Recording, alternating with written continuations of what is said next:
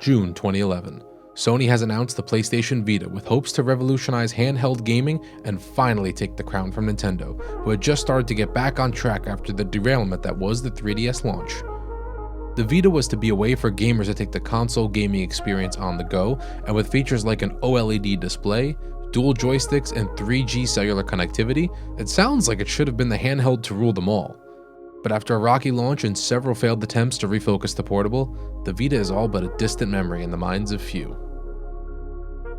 In this series, I wanted to take a page out of a creator that inspired me to pick up a camera again and start creating, Michael Fisher, aka Mr. Mobile, and take a look back on some devices in gaming history, similar to his When Phones Were Fun series, which you should definitely check out. Instead of mobile phones, we'll be taking a step back in time to revisit gaming consoles that, for one reason or another, failed in the market and going through the excitement from their launch to the history of their downfall. So let's take a look at a piece of hardware that wasn't there.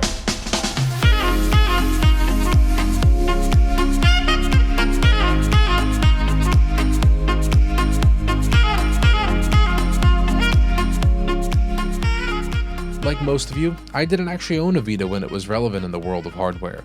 I actually picked this particular one up used on eBay around 2016 when I was first dipping my toes into the world of video game collecting. If memory serves correct, I picked up a PlayStation TV, which we'll talk about later, when Amazon was getting rid of them on clearance, and began purchasing the games for the Vita from there. Eventually I found mine for what was a decent price, and here we are. As mentioned at the start of this video, Sony announced the Vita at E3 of June 2011. Following the astounding success of the original PlayStation Portable, which sold over 80 million units worldwide, Sony wanted to push the envelope with its successor and give players a device which could deliver both the big console game experience on the go, as well as scratch the then-present itch for mobile gaming too. During its E3 announcement, the spec sheet definitely looked as if they were ready to nail that goal. The Vita addressed some of the biggest pain points of the PSP, which were lacking dual thumbsticks and the use of a more durable, faster media for games in the form of the Vita game cards over the old Universal Media discs.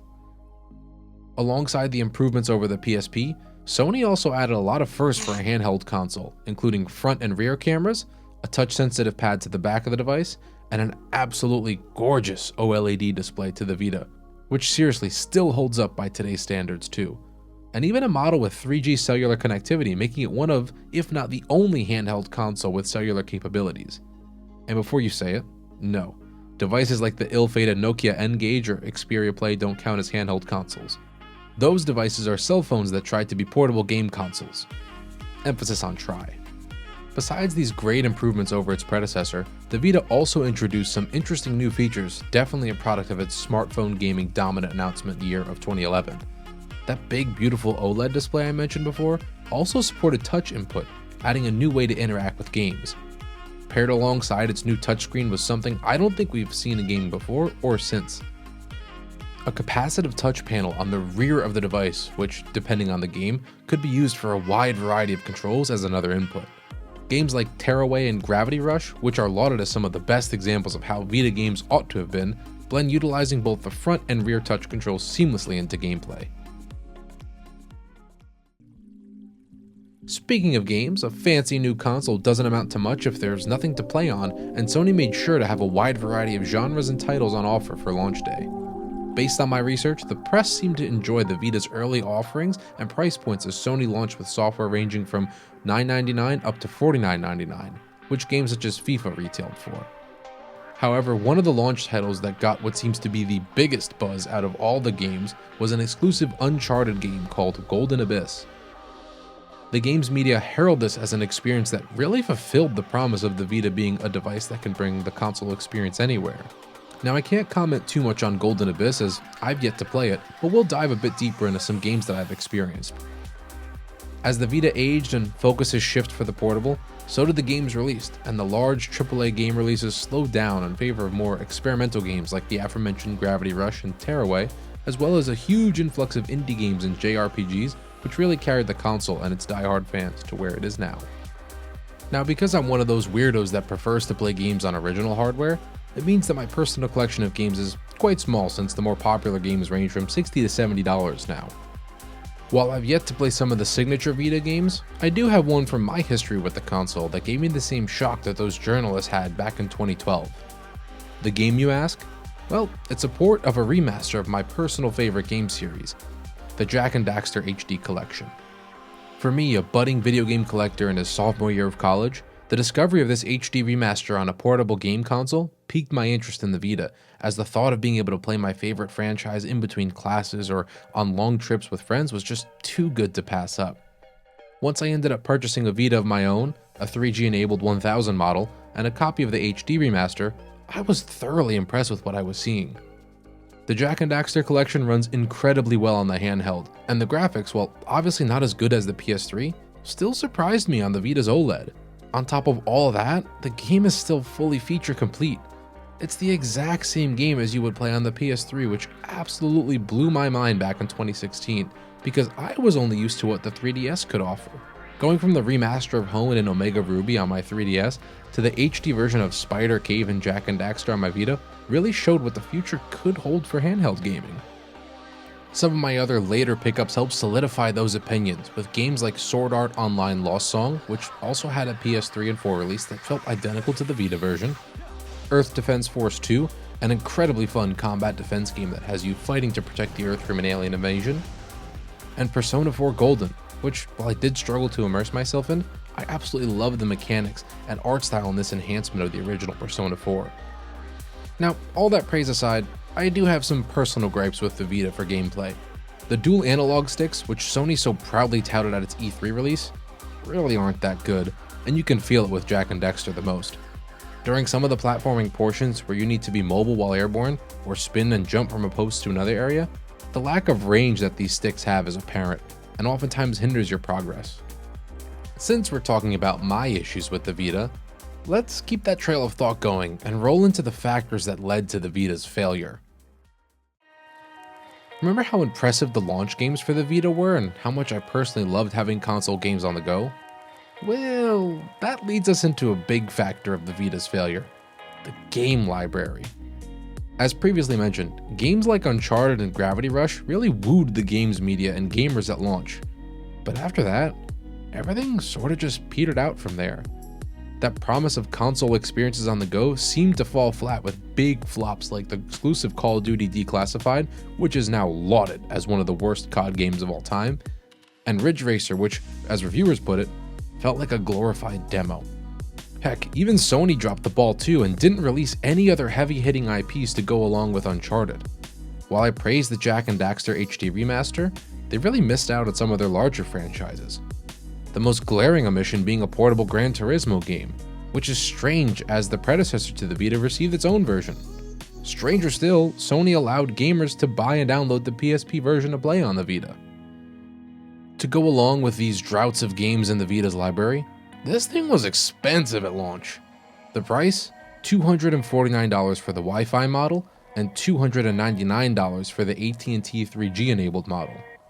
Now, while it doesn't seem bad at first glance, considering that its competitor, the 3DS, had the same starting price when it too launched, Nintendo had to cut its price down to $169 very quickly due to its initial sales flop. So not only was the Vita $80 more than its handheld competitor, it was also very, very close in price to its big brother, the PlayStation 3. The PS3 received its first price drop to $299 in August of 2009, but then received a redesign and another drop to $249, only 2 months after the Vita was announced. Seriously folks, you can't make this up at all, and to add salt in the price wound, that discounted PS3 started at 160 gigabytes, which makes sense given that it was a home console. The first generation of Vita, on the other hand, got nothing. That's right, much like Nintendo's 3DS, the handheld featured no on-device storage whatsoever. Unlike that 3DS though, the Vita used proprietary Sony memory sticks. Sony and proprietary media, a tale as old as time. So old in fact that gamers were beyond fed up with it, even by the time the Vita launched. Sony's memory sticks in the PSP were just as frustrating back in the early 2000s as it was in 2012, because a 4GB memory stick would have cost you a steep $40. Sony also offered higher storage sticks including 8, 16, and 32GB specs, the latter which would have set you back a whopping $120, which was almost half the price of the standard Vita. But none of those problems were nearly as big as what ultimately ended up killing the Vita: the marketing. or really the lack thereof. Remember what I said at the start of this video. The Vita was originally pitched as a device that would redefine the traditional boundaries of gaming and blur the lines between entertainment and reality. And between the beautiful OLED display, 3G connectivity, and that original vision to incorporate social media into the gaming experience, the package was set to make good on this promise. While sales were strong with over 200,000 in its release month, it only managed to move 4 million during its first 10 months, a long, long way from Sony's projected 16 million. This sent Sony into a panic, causing them to constantly change direction for the Vita. Ready? In the launch year of 2012, after many of the big AAA publishers abandoned the Vita ship, Sony attempted to shift focus to indie games and developers. They wanted to give indie devs a platform to promote their creations and promote the Vita as the go-to place for indie experiences on the go. In 2013, following the launch of the PS4, Sony again pivoted the Vita in order to piggyback off the success of their latest home console. The new vision for the Vita was a multi-purpose portable that not only had incredible indie games, but it could also remotely play your PS4 console games anywhere, as long as you were on the same Wi-Fi network, which is in your house, which is also where your PS4 is. Following the slightly improved sales from the last refocus, Sony doubled down on that vision and introduced the PlayStation TV, a good candidate for a future video, which not only played Vita game cards, but also pushed the ill-fated PS Vue streaming service. Needless to say, the PlayStation TV was short-lived, and Sony, out of ideas, threw in the towel and discontinued the Vita shortly after as well. But through all of these Vita changes, Sony really didn't put much effort into marketing the console or talking about it at trade shows like E3 the same way it did during its release year. A rough launch and expensive memory cards aside, if you don't market your console, then no one will buy it. And it's not like horrible launches doom you to failure either. The Nintendo 3DS had a notoriously bad launch caused by expensive new hardware and a lack of games, with a big difference being that Nintendo owned up to the fact that they messed up the launch year of the console, put their heads down, and ultimately turned the 3DS around with aggressive price cuts and some truly amazing games. Sony, on the other hand, ignored the Vita and then were seemingly surprised when nobody bought it. Its failures aside, I really believe that the Vita was so far ahead of its time in 2011 that Sony themselves didn't understand what they actually had. When we take a look at the market today, it really does show. The promise of console-level handheld gaming on the go didn't end with the Vita though. Nintendo learned from both the 3DS and Wii U and finally delivered a device that would let players take games like Legend of Zelda and Mario Kart on the go with the Switch, which funny enough also has an OLED model in its lineup. Want your PC gaming fix on the go? Valve created an entirely new market with the Steam Deck that literally lets you take and play your entire library with you on the go. And other manufacturers now offer these portable handheld gaming computers that take the Steam Deck's philosophy even further. Heck, Sony themselves want to get on this new wave of handheld hardware again too.